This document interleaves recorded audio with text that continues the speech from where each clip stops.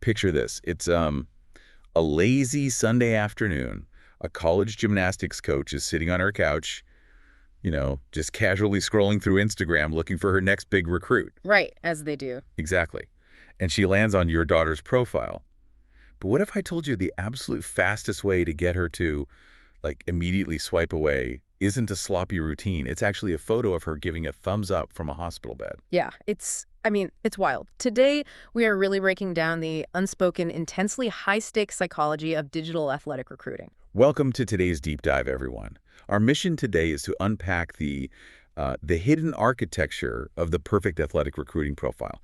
And, we are specifically looking at gymnastics today. Which is a fascinating world all on its own. Oh, absolutely. But let me tell you, even if you've literally never set foot on a mat, the psychology of what these recruiters are looking for and how insanely fast they make these decisions is an absolute masterclass in visual communication.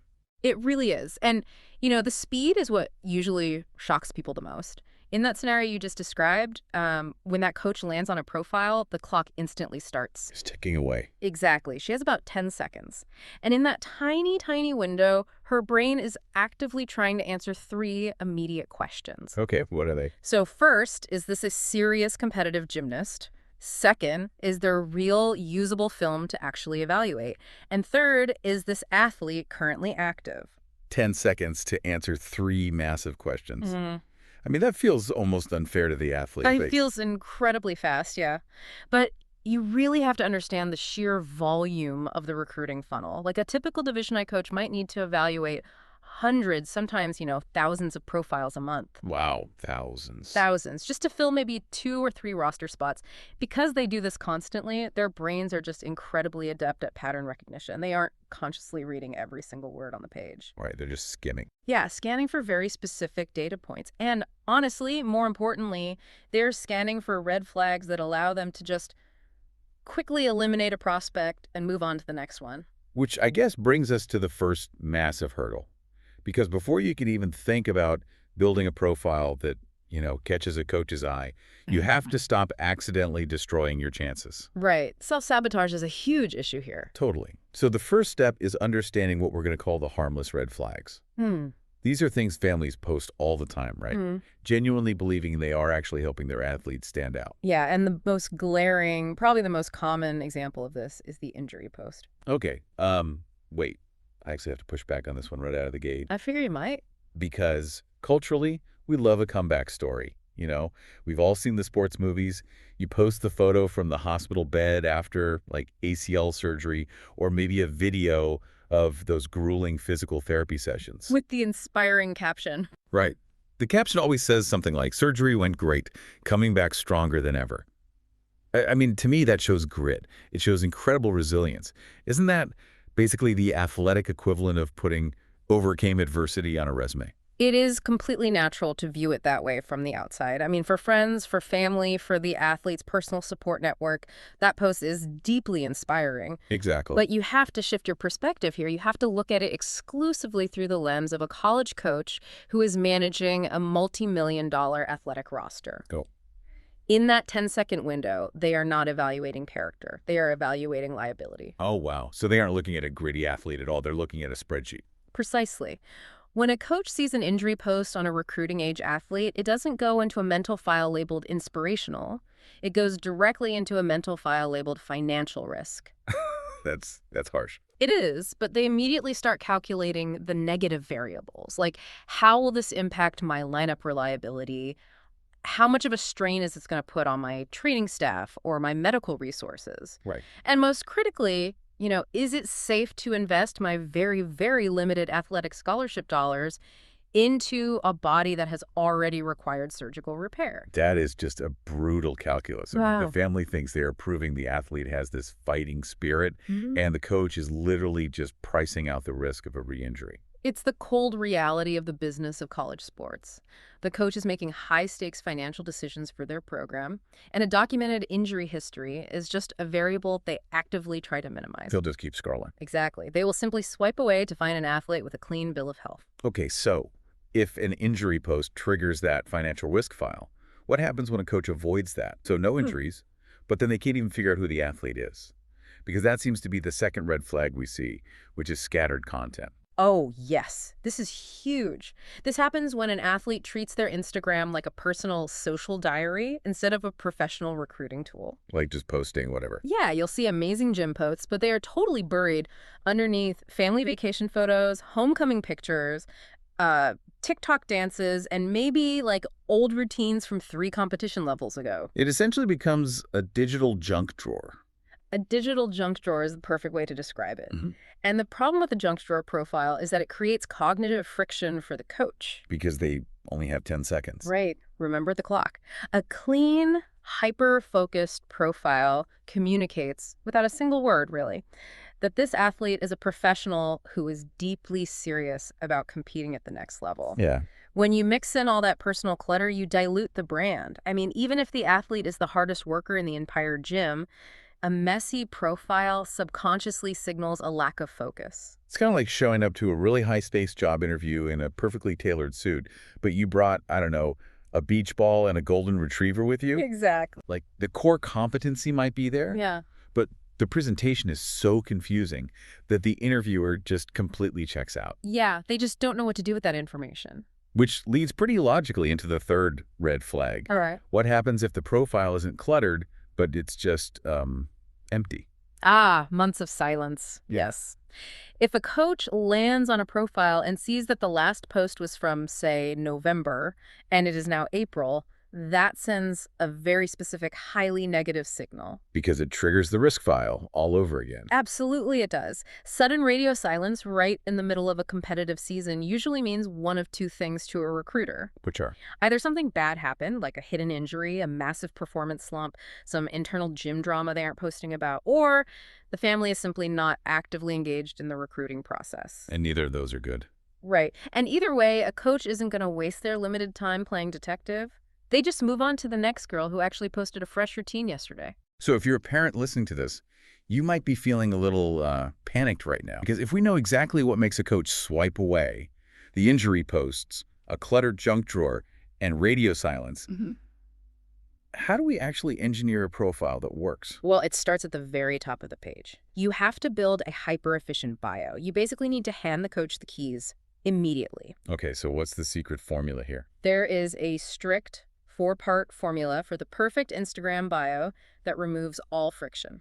First up, the graduation year. Which makes total sense. I mean, if a coach desperately needs a vaulter for the 2026 season, a prodigy graduating in 2028 is mathematically useless to them right now. Exactly. They need to know immediately which recruiting class they're actually evaluating. If they have to scroll through 2 years of captions just to figure out if your daughter is a sophomore or a junior, their 10 seconds are up. They're gone. They're gone. So second, you need the gym name and the region. This gives the coach the athlete's competitive context, and it tells them exactly who to contact if they want to start a conversation. Okay, so graduation year, then gym and region. What's the third? An academic focus. All right, wait. I actually have to challenge this one. No, quiet. An Instagram bio only gives you, what, 150 characters? Space is incredibly limited. Why on earth would I waste valuable real estate typing pre-law or future biology major instead of listing my daughter's absolute highest all-around score? I mean, why does a gymnastics coach care what a teenager wants to study? It sounds crazy, but this is perhaps the greatest hidden lever in all of athletic recruiting. Coaches actively hunt for a strong academic focus because of the complex way university funding actually works. Really? Walk me through the mechanics of that. So, unlike football or basketball, which are considered headcount sports where every scholarship is basically a full ride, gymnastics and many other Olympic sports often deal with incredibly strict budgets. A coach might only have a few full athletic scholarships to distribute across a roster of, say, 20 women.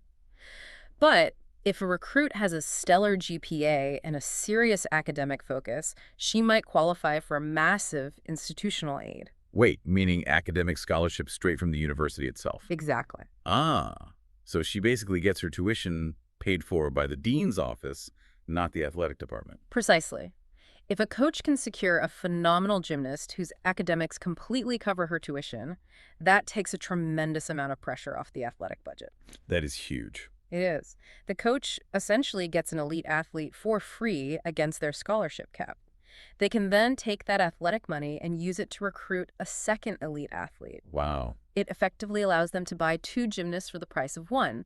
So, when a coach sees pre-law and a 3.9 GPA right there in a bio, they instantly see a financial asset. That is just brilliant. It's essentially a massive neon discount sign for a five-star recruit.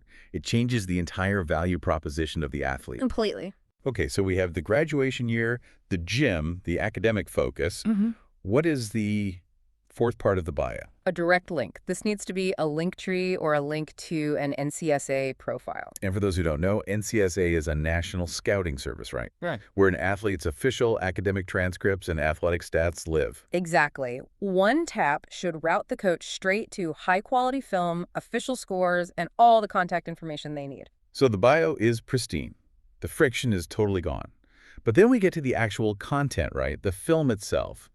And here is where we run into what feels like a literal epidemic of unusable video. It really is an epidemic, and the sad part is it stems entirely from well-intentioned parents. Right, because if you are a parent sitting in the bleachers, your natural instinct is totally emotional. Of course. Your kid is finally competing that floor routine they've practiced for months.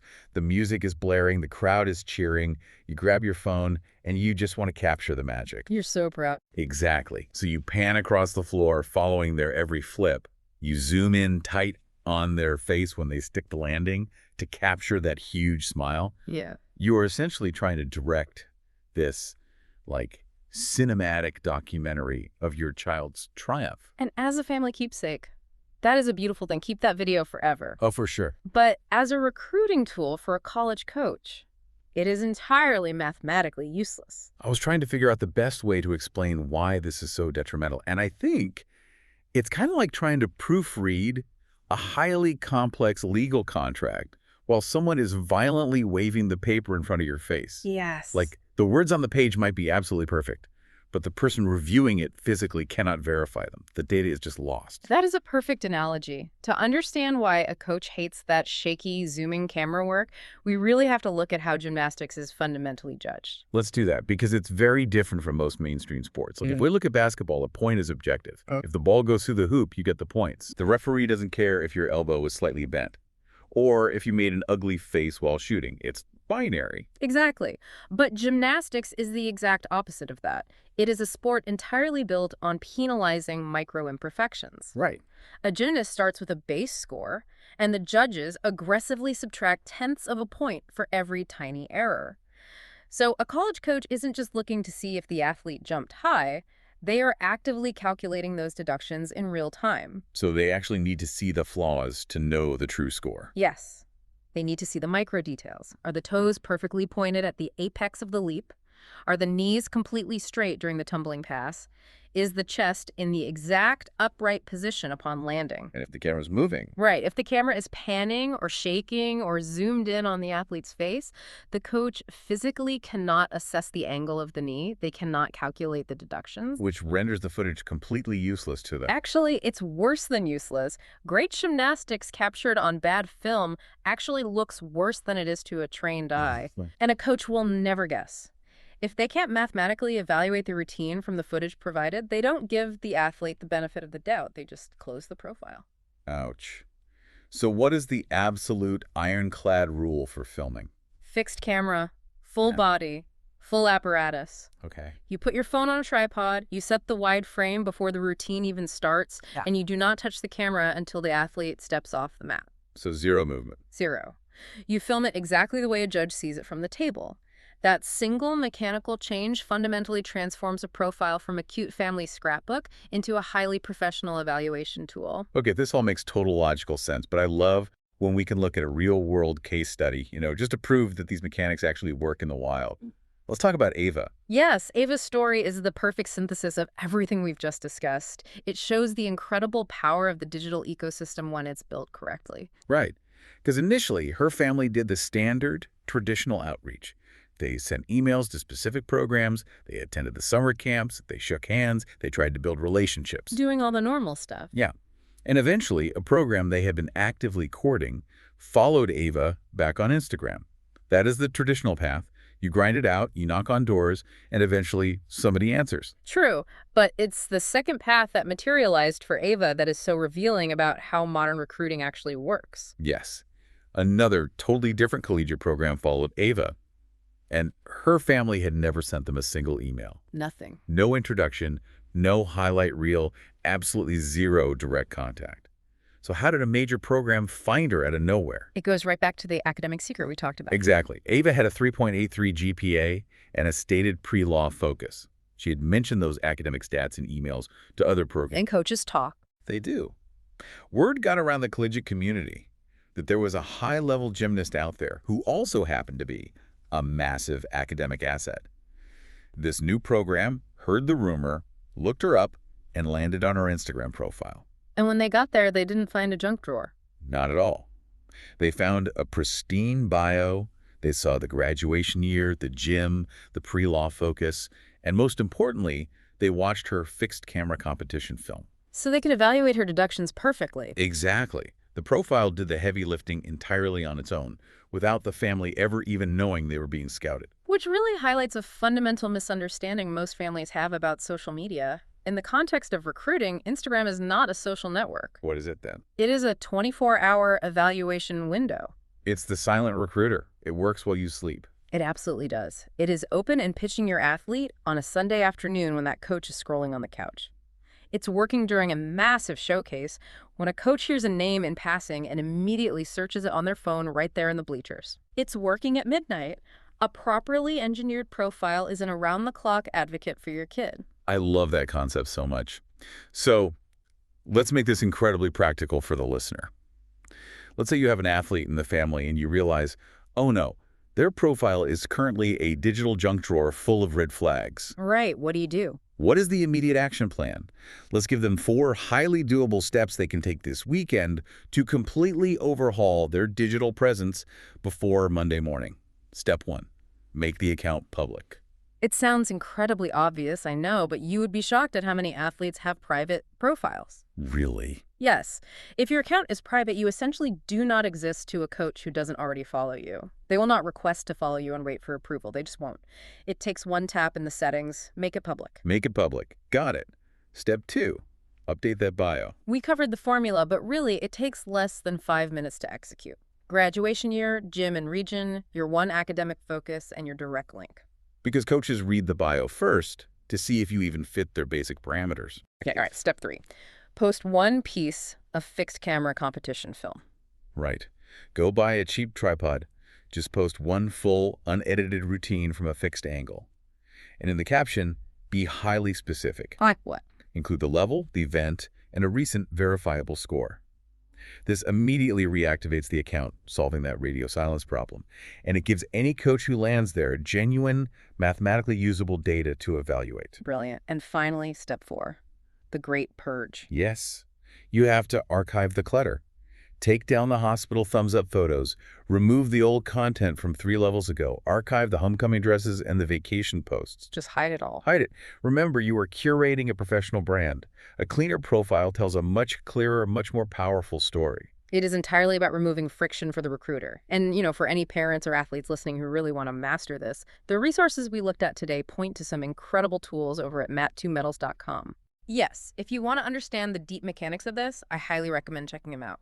First off, they have a completely free guide called Deductions Decoded. Which sounds super helpful. It is. It breaks down exactly what the judges are looking for on all 4 events, what those specific micro deductions actually cost in terms of points, and why college coaches fixate on them so heavily. Which perfectly cements why you can literally never film a routine like a Hollywood movie director ever again. Once you understand the math of the deductions, the shaky camera footage will literally make you cringe. I bet. It completely changes how you watch the sport.